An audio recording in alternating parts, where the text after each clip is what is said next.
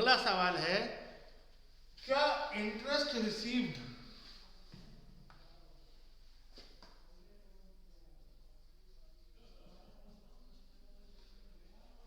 हर तरह के ऑर्गेनाइजेशन के लिए इन्वेस्टिंग एक्टिविटीज है? क्या हर तरह का ऑर्गेनाइजेशन के लिए इंटरेस्ट रिसीव्ड इन्वेस्टिंग एक्टिविटीज है? क्या ये ऑपरेटिंग या फाइनेंसिंग नहीं हो सकता? क्या इंटरेस्ट रिसीव्ड कभी, रोहित ने बोला है हो सकता है, चलो पहले मैं थोड़ा सा सवाल चेंज करता हूं इसको, क्या इंटरेस्ट रिसीव्ड कभी फाइनेंसिंग एक्टिविटी हो सकता है?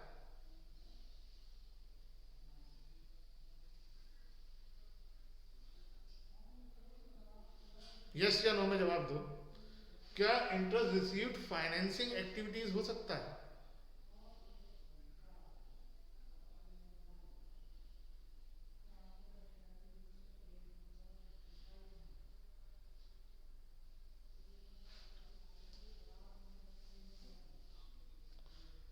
किसी के दिमाग में चल रहा है यहाँ पर? चलो मैं बताता हूँ, हो सकता है। इंटरेस्ट रिसीव्ड कहां पर फाइनेंसिंग एक्टिविटी हो सकता है? अगर हम कॉल्स इन एरियर्स पे इंटरेस्ट चार्ज किया जा रहा है, शेयर चैप्टर में पढ़ा है ना कॉल्स इन एरियर्स, तो अगर कोई हमें टाइम पे पेमेंट नहीं करेगा तो हम उससे इंटरेस्ट लेंगे?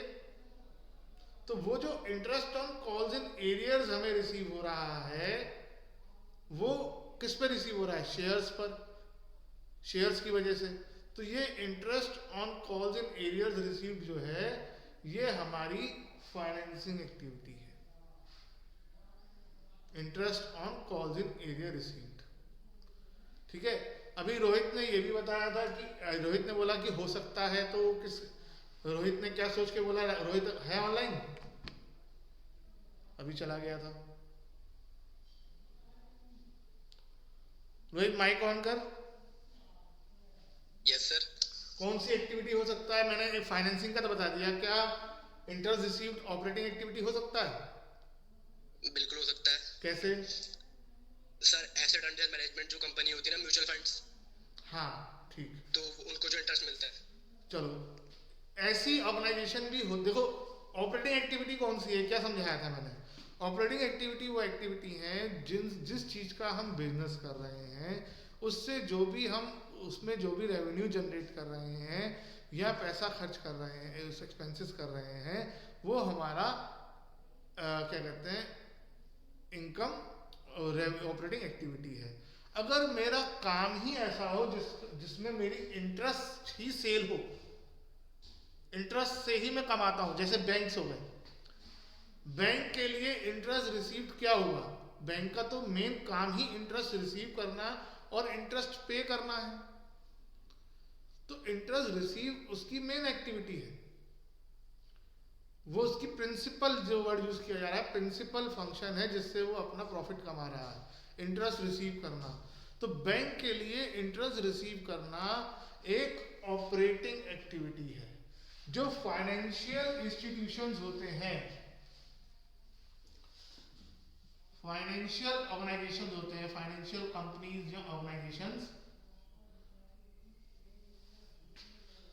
उनके लिए इंटरेस्ट रिसीव करना, डिविडेंड रिसीव करना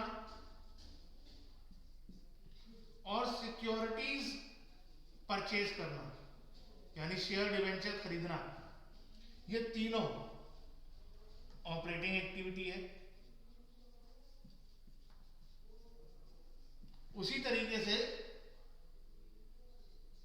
इंटरेस्ट पे करना, क्योंकि बैंक्स जो है इंटरेस्ट भी पे करते हैं, लोगों से डिपॉजिट लेते हैं, उसी को तो दूसरों को लोन में देते हैं। इंटरेस्ट पे करना ऑपरेटिंग एक्टिविटी है और सिक्योरिटीज की सेल करना भी ऑपरेटिंग एक्टिविटी है। ये पांचों एक्टिविटी ऑपरेटिंग एक्टिविटी हो जाएंगी, ठीक है। इसमें से ये तीन जो है ये इनफ्लो की हो गई और ये दो जो है ये आउटफ्लो की हो गई।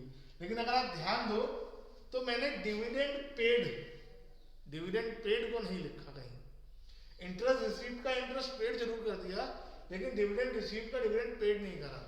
डिविडेंड पेड हमेशा कंपनी के लिए फाइनेंसिंग एक्टिविटी ही रहेगा, क्योंकि कंपनी डिविडेंड तभी पे कर सकती है, डिविडेंड सिर्फ अपने शेयर्स पर ही पे होता है और वो एक फाइनेंसिंग एक्टिविटी ही है। देखो अब ध्यान से सुनो, sale of share, sale of shares एक नॉर्मल बिजनेस के लिए इन्वेस्टिंग एक्टिविटी है। क्यों? क्योंकि उसने शेयर्स में इन्वेस्ट किया होगा और क्या कहते हैं, अब उसे वो बेच रहा है। लेकिन फाइनेंशियल कंपनीज के लिए, म्यूचुअल फंड्स के लिए या बैंक्स के लिए ये एक ऑपरेटिंग एक्टिविटी है।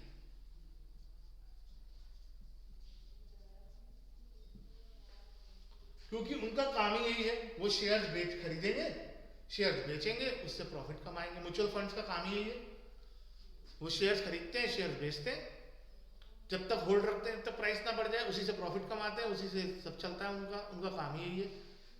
अब एक important word, issue of shares.